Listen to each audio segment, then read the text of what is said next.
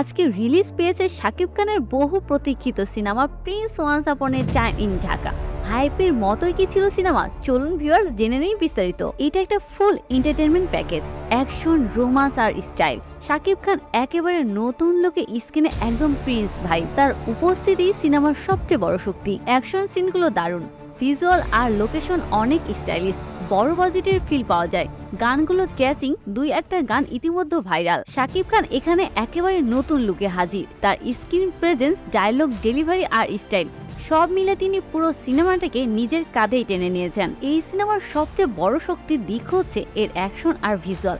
Fight সিনগুলো অনেক dynamic, camera work smooth আর লোকেশনগুলো খুব সুন্দরভাবে ব্যবহার করা হয়েছে। কিছু কিছু দৃশ্য থেকে সত্যি মনে হয় বাংলা সিনেমা এখন অনেক এগিয়ে গেছে। রোমান্টিক অংশগুলো খুব সুন্দরভাবে দেখানো হয়েছে, যদিও খুব নতুন কিছু না। ইমোশনাল কিছু সিন আছে যেগুলো হলে বসে ভালোই কানেক্ট করে। তবে সিনেমার সবচেয়ে বড় দুর্বলতা হচ্ছে এর গল্প।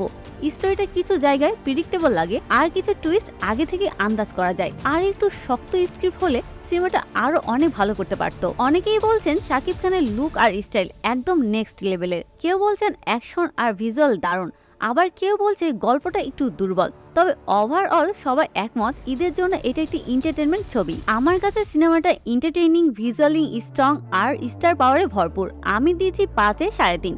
আপনি কি এই সিনেমাটা দেখেছেন? আপনার মতামত কমেন্টে জানাতে ভুলবেন না। ভিডিওটি ভালো লাগলে লাইক দিন, শেয়ার করুন আর সাবস্ক্রাইব করুন স্টার গল্প বাংলা। ঈদ মোবারক।